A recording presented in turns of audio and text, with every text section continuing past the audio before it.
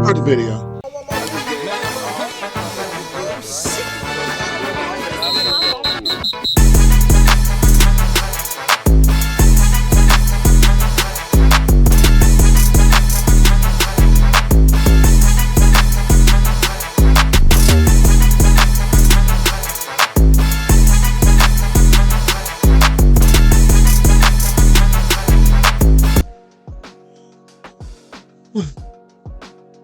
Here we go again. We're doing this after another Bears loss, guys.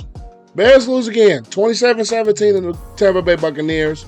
And it was almost close to the score that I predicted, the 24-14 in my preview video. I mean, where does this Bears team go from here? Because some of the same problems, especially on offense, and I'm going to just get right into the offense now.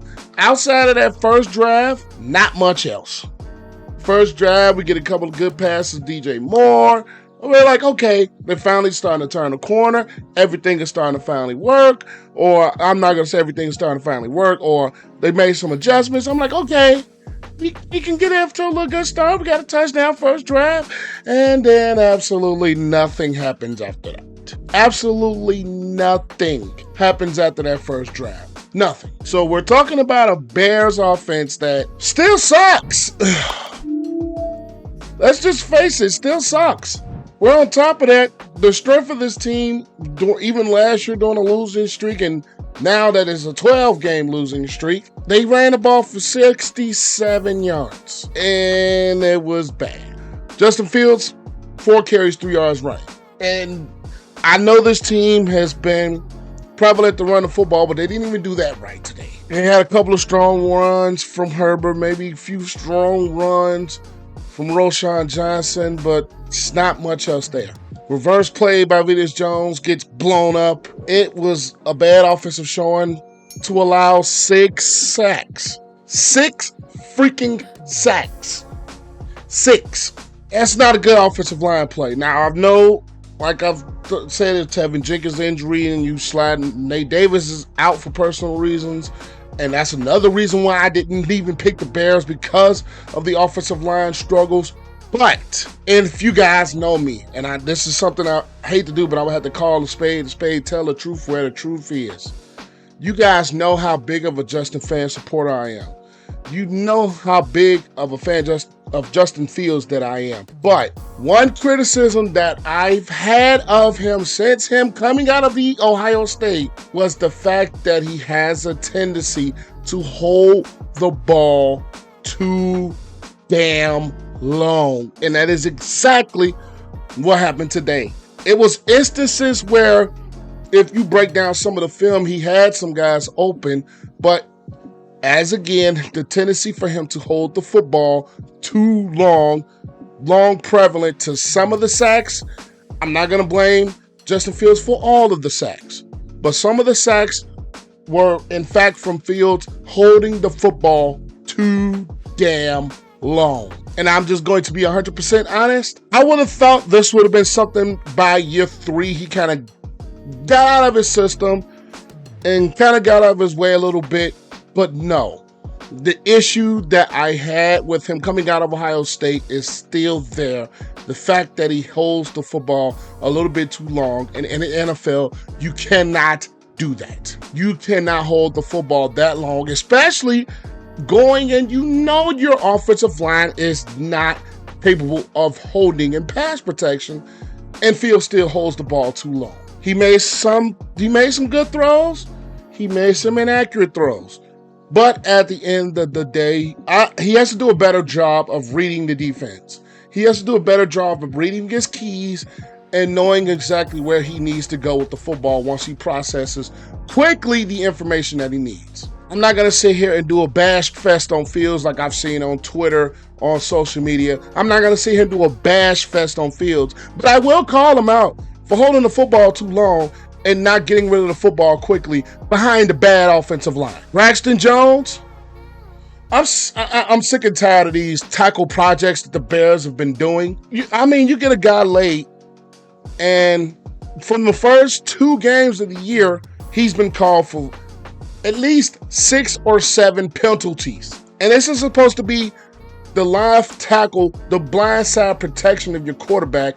Number one, he can't block. He can't protect well. He hasn't been able to do his job very well. He's been called for holding penalties, and he's just getting beat. And I posed this question on Twitter about Braxton Jones. Is this Jamarcus Webb 2.0? Does this really look like it? Because Jamarcus Webb was the same thing. Late round pick.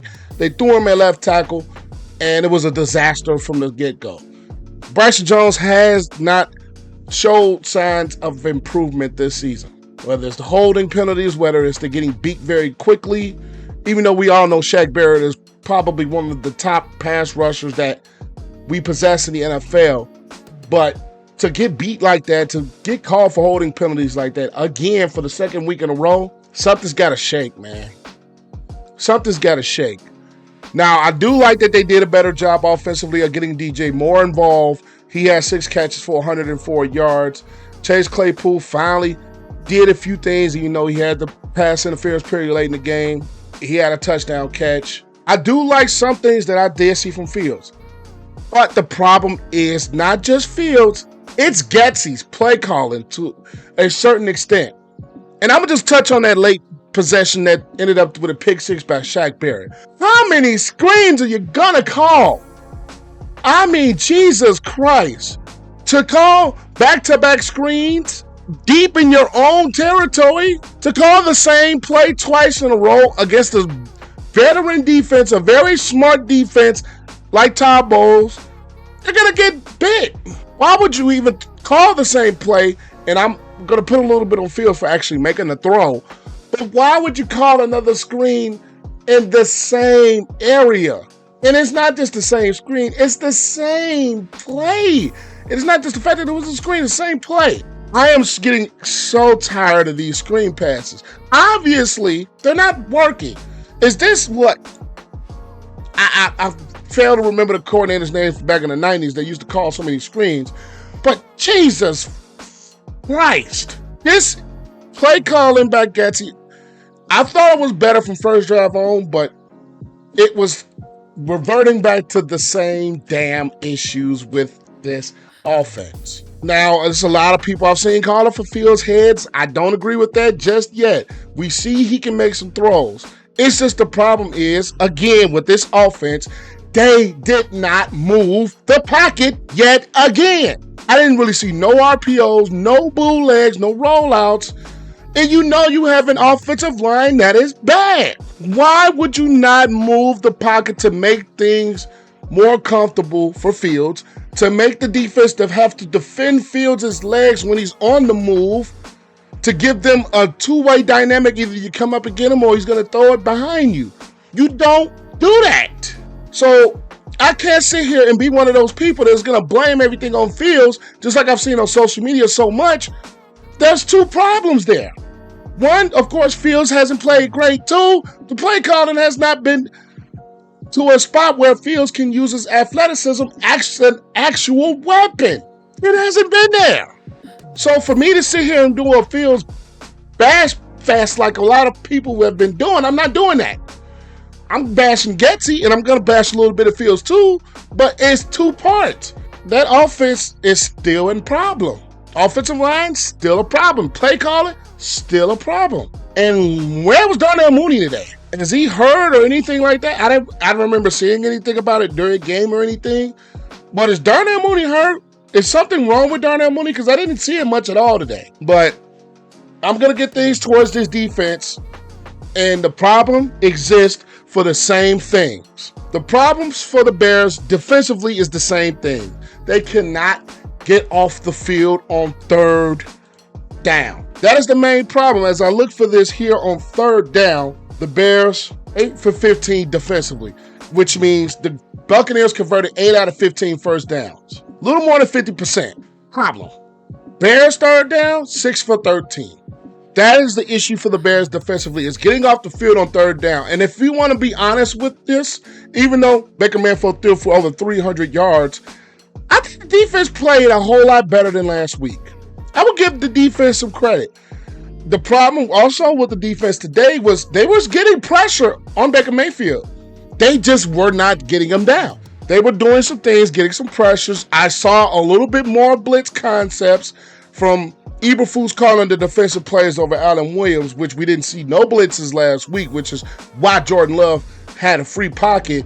But I do like some of the things that they did defensively, which was they got after the quarterback a little bit more.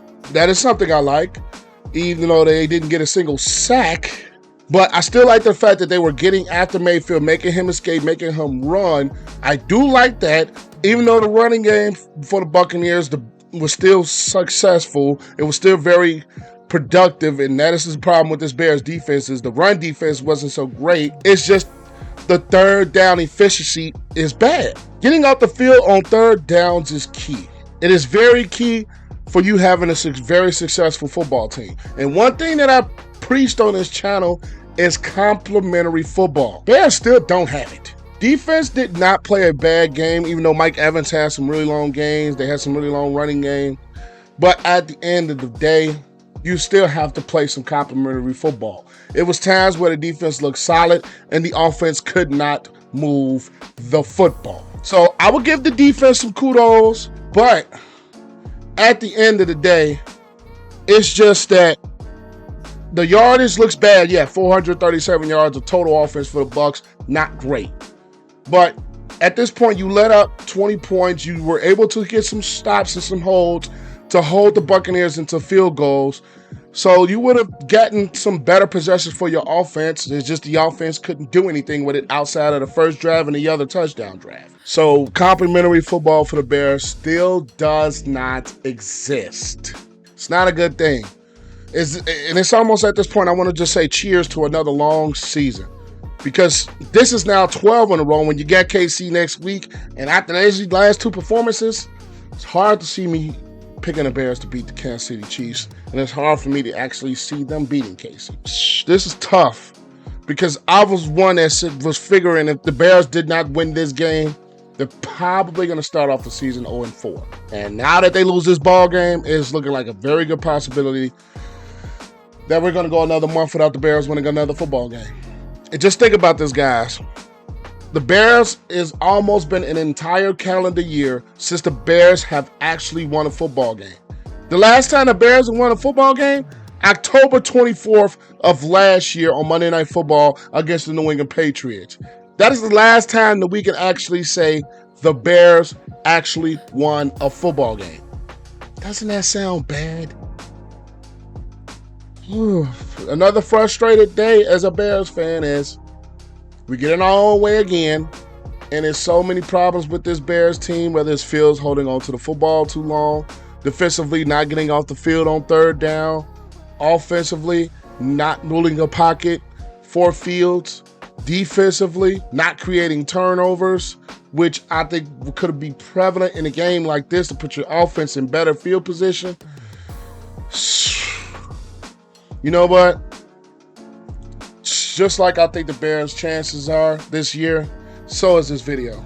I'm done. Peace.